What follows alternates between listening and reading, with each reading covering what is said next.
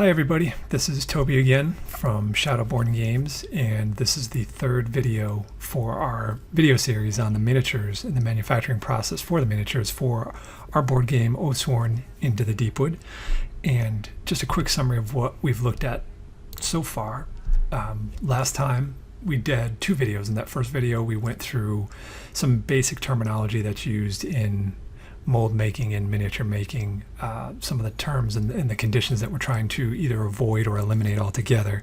And we established what a pull direction is and how it's determined, how you select the proper pull direction, and a lot of that is used to avoid as much undercutting as possible, and we explained what undercutting was, and we briefly touched on some very quick simple solutions for that. And then we also looked at, in a second video, kind of a real world example of the best way to choose a pull direction and how to preserve the most amount of detail for each miniature. And in that example we kind of went through different steps or different examples, approaches that you could take. And remember, the two big ones after you've selected a proper pull direction, which we were left with, was either you resculpt the model or you cut it into pieces. And if you remember, in this example we ended up cutting it into two pieces where the arms were separate.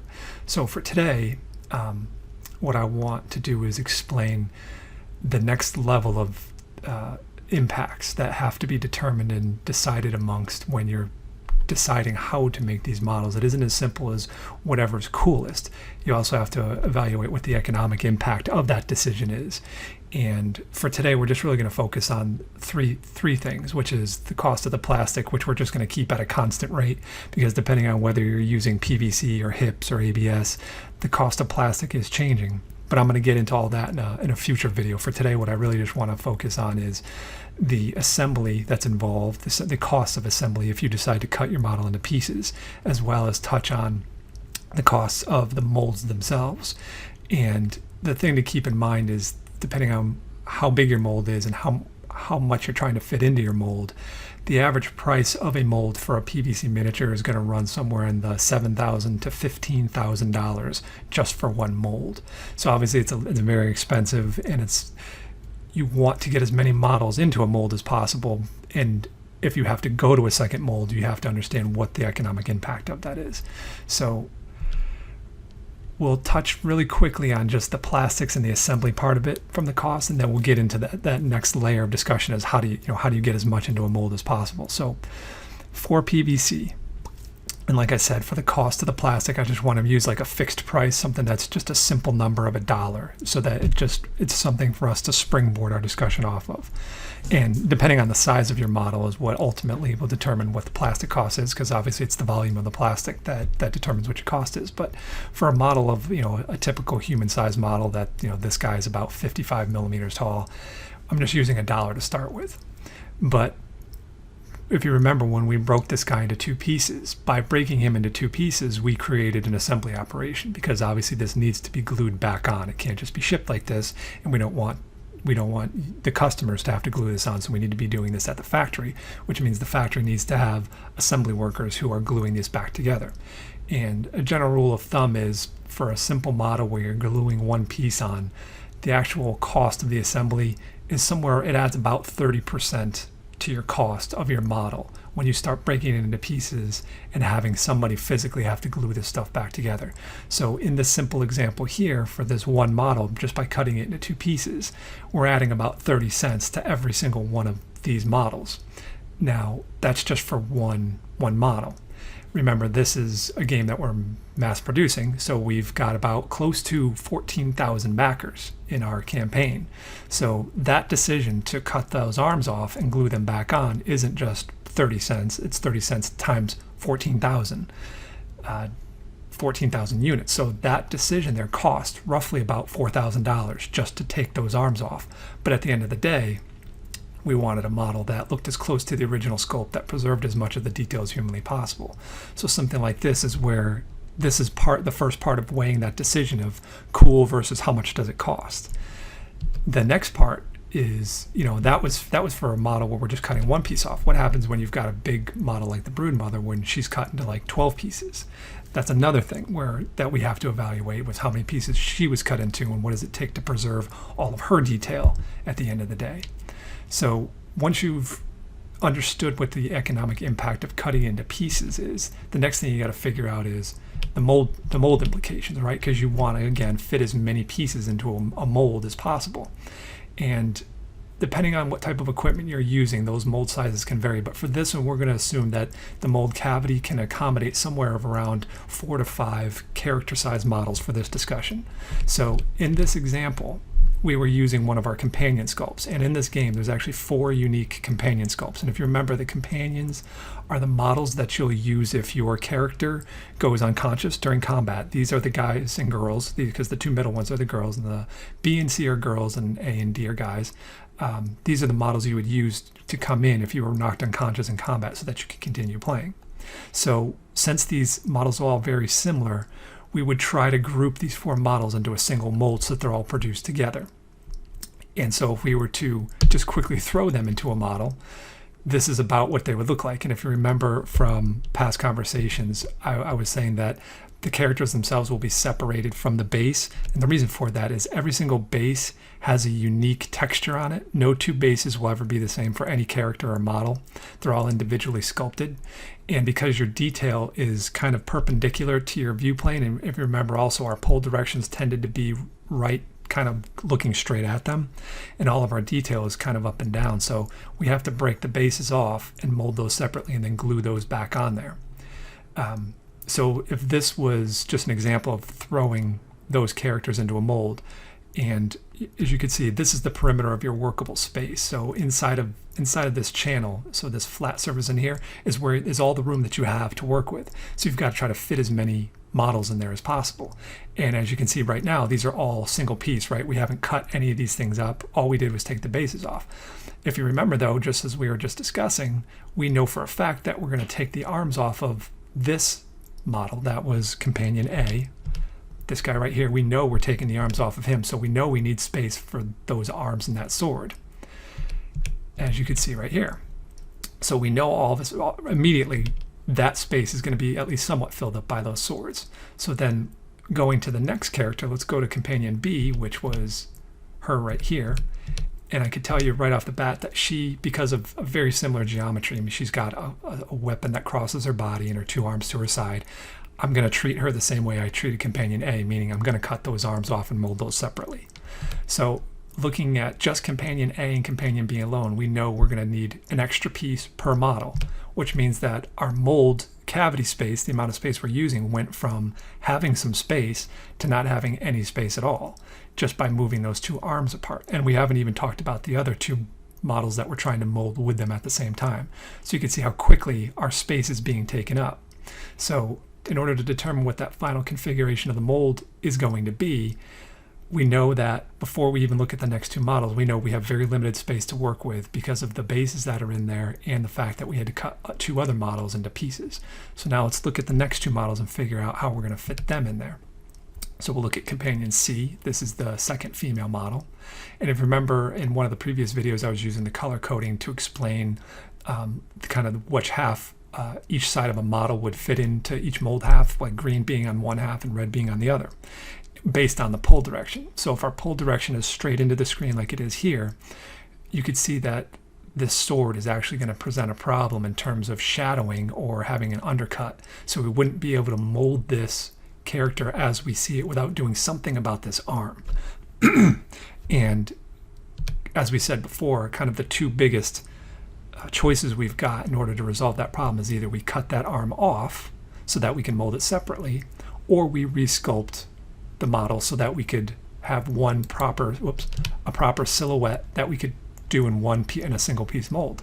So this is what it would look like if we cut the arm off, and this is what it looks like. Option 2 would what it look like by alleviating the undercut by just simply turning that wrist and that arm slightly open to get rid of that undercut. And by doing that, by just turning that weapon open, now we don't have any undercutting, and we could mold her in one piece after cutting off that base. We could actually mold her in one shot. And truth be told, I kind of like that pose a little bit more than the original pose. It still looks cool. So I'm going to choose option 2 for this model as the solution. And for our last model, we had companion D. This is the last male model. He has the same issue that C had with this weapon shadowing or creating an undercut between geometry that's behind it, as you can see right there. So based on what we did with Model C, let's look and see what it looks like with Companion D, again, just by turning the wrists outward a little bit. So now we can mold this as one shot. And again, I think it actually looks better than the original pose, and I don't need to cut any arms off in order to mold this thing. So our final result looks like this, is we've got our two companions where we needed to cut the arms off in order to preserve the detail. And we have our other two where all we had to do was slightly adjust the wrists and the weapons in order to mold those in one shot. And we have a nicely packed model. We've got all four of them all together in one model. And I didn't have to cut arms off. Now, you might be able to say, hey, you could have cut that arm off and fit it right there. Yeah, we might have been able to, but did I need to do that? Because remember, just by cutting that off and putting it there, I'm adding about $4,000 to the cost of all these models.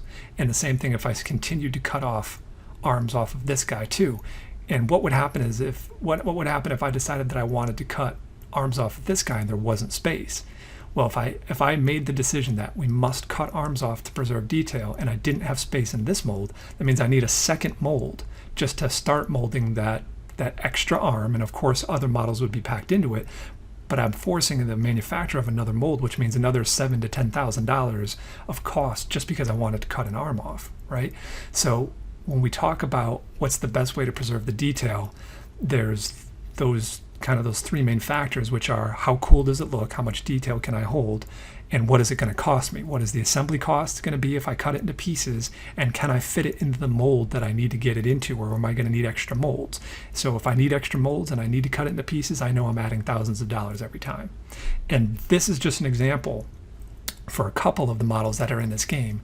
I've got to do this for every single model that we're doing in this game, and we've got over 70 unique sculpts, some of which are simple like this, but other ones are very complex, like we've got the Broodmother, because we've got 7 different models that are the same size as the Broodmother or bigger.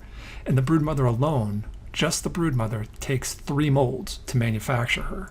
So these sort of trade-offs where like what we did right here, where we decided to keep the arms on and just slightly adjust the pose, that goes a long way in helping us to save mold space for other models where if we don't have any choice but to cut it up, at least we know we've got the mold space available to go ahead and cut it up, because we were able to save some of the mold space by keeping these arms on the body and just adjusting the pose somewhat. So the last piece I wanted to show you, just to help give you confidence that the choices we're making are yielding good results, we've got some pictures of production samples. Now, there'll be extra pictures on the Kickstarter page of other models that we're also going to show you, some of which will have spoilers, and we're going to hide those behind a link. I think Jamie's setting up a separate web link or a web page or something that will show you some of the other production models for things that right now are spoilers. But if you're really interested to see what they look like, you can go there. And I think these pictures will be in the Kickstarter update, though. So these are Companion A, Companion D production models. And as you can see, if you remember for Companion A, remember how we cut the arms and the sword off? You can see the actual lines right there where it's cut into pieces and then glued back together. And you can see here how his arms were just slightly turned out. But I'm really happy with the way the details are coming out with like the padding in the jacket. You could even see the stitching when you get in really close on the jacket. The buckles came out really nice, very crisp, very sharp. The details, all the dents in the armor, the folds, really happy with the folds, the way they came out front and back, even on the bag itself. But just a lot of good crisp detail is coming out of these models, which is what I was really hoping for, especially on the belt. You can see the edges of the perimeter of the belts. The weapons are nice and sharp and straight. Here's the 2 females, Companion B and Companion C. We increased the thickness a little bit of the spear just to make sure it wouldn't bend at all. But again, I'm really happy with the buckle, the crispness, the padding on that. Her hair came out really nice, the way it comes out from underneath her hat. The shin guards and the folds of the pants. Same thing over here with the details and the damage on the armor and the buckles being nice and crisp, and her hair as well came out really nice, and I love the way that the straps are coming and the folds, everything's coming out really nice. And these again are just some of the more simple characters that we've made. And if you remember, she was the other one that we had to cut the arms off of. You could see the line there and there of how it gets glued back together, and to preserve all of that detail. So I'm really happy with the way things are coming out, and I hope you're happy with some of the other pictures we're showing. And every month we'll try to show more and more production samples as they get completed.